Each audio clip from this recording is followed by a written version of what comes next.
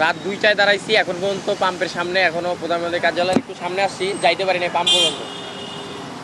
2টা বেজে লাইনে দাঁড়াইছিলাম, আপনার হচ্ছে মহাখালী রেল লাইনের পর থেকে লাইন শুরু হয়েছে, ওখানে দাঁড়াইছিলাম রাতে 2টায়।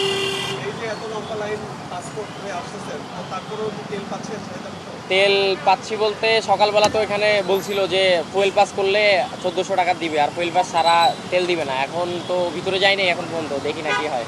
ভাই আমাদের অনেক কষ্ট হচ্ছে, সারাদিন এইভাবে তেলের সিরিয়াল নিয়ে থেকে থেকে থেকে থেকে তাও ফুলভাবে তেল পাওয়া যায় না।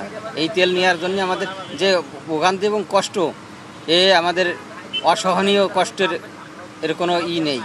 অবস্থা ভাই, রাত্রে 10টার সময় এক পাম্পে গেছি এয়ারপোর্টের ওইদিকে, ওইখানে 2 ঘন্টা ওয়েট করে তেল পাই নাই। পরে এইখানে 2টার সময় এসে লাইনে দাঁড়াইছি, এখন বাজে অলমোস্ট 10টা।